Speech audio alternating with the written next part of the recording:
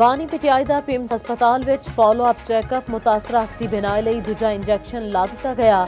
Executive director ਪਿੰਮਸ ਦੇ ਐਲਾਨੀਏ ਦੇ ਮੁਤਾਬਿਕ ਬਾਨੀ ਪਟਿਆਲਾ ਨੂੰ ਇੰਜੈਕਸ਼ਨ ਦੀ ਦੂਜੀ ਡੋਜ਼ ਦਿੱਤੀ ਗਈ। ਕਾਰਡੀਓਲੋਜਿਸਟ, ਕੰਸਲਟੈਂਟ ਤੇ ਈਕੋ ਕਾਰਡੀਓਗ੍ਰਾਫੀ ਤੇ ECG ਕੀਤੀ ਗਈ, ਜਿਹੜੀ ਨਾਰਮਲ ਆਈ। ਪਿੰਮਸ ਤੇ ਸ਼ਿਫਾ ਆਈ ਹਸਪਤਾਲ ਦੇ ਮਾਹਿਰਾਂ ਦੀ ਰਹਿਨੁਮਾਈ ਵਿੱਚ ਪ੍ਰੋਸੀਜਰ ਕੀਤਾ ਗਿਆ। ਬਾਨੀ ਪਟਿਆਲਾ ਨੂੰ ਫਾਲੋ ਅਪ ਮਸ਼ਵਰੇ ਤੇ ਨੁਸਖੇ ਦੇ ਨਾਲ ਡਿਸਚਾਰਜ ਕਰ ਦਿੱਤਾ ਗਿਆ।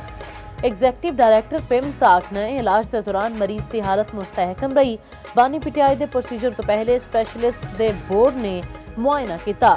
ਦੂਜੇ ਪਾਸੇ ਬੈਰਿਸਟਰ ਗੌਹਰ ਨੇ ਬਾਨੀ ਪਟਿਆਲਾ ਨੂੰ ਸ਼ਿਫਾ ਹਸਪਤਾਲ ਮੁੰਤਕਿਲ ਕਰਨ ਦਾ ਮੁਤਾਲਬਾ ਕਰ ਦਿੱਤਾ। ਚੇਅਰਮੈਨ ਪੀਟੀਆਈ ਨੇ ਆਪਣੇ ਟਵੀਟ ਵਿੱਚ ਆਖਿਆ ਇਹਨਾਂ ਨੂੰ ਬਾਨੀ ਦੇ ਤਿੱਬੀ ਮੁਆਇਨੇ ਦੇ ਹਵਾਲੇ ਨਾਲ ਆਗਾਹ ਕੀਤਾ ਗਿਆ। ਬਾਨੀ ਦਾ ਮੁਆਇਨਾ ਜ਼ਾਤੀ ਮੁਆਲਜੀਨ ਤੇ ਫੈਮਿਲੀ ਮੈਂਬਰਸ ਦੀ ਮੌਜੂਦਗੀ ਵਿੱਚ ਕੀਤਾ ਜਾਏ।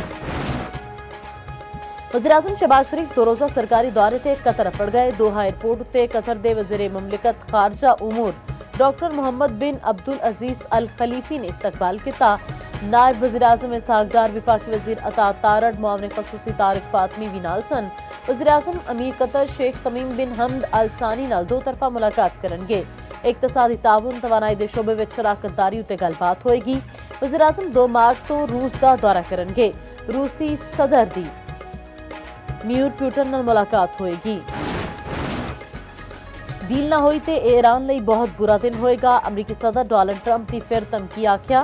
मुमकिना जंग तो मुतलिक गलत खबरां फैलाईयां गईयां। मुमकिना जंग तो मुतलिक गलत खबरां जनरल डैनियल नाल मनसूब ईरान उत्ते हमला न करन दा मशवरा जारी करा। टैरिफ के हवाले नाल आख्या बतौर सदर टैरिफ लई कांग्रेस नाल दोबारा मंजूरी की जरूरत नहीं।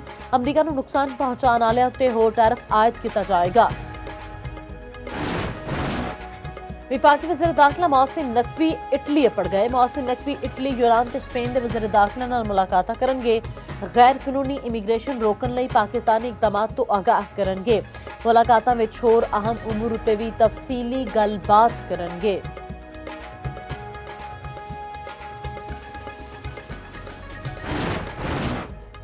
T20 वर्ल्ड कप दे सुपर 8 मरहले विच पाकिस्तान दा अज अहम मैच ग्रीन शर्ट्स अपना दूजा मैच इंग्लैंड के खिलाफ खेडणगे। मैच शाम 6:30 बजे शुरू होवेगा।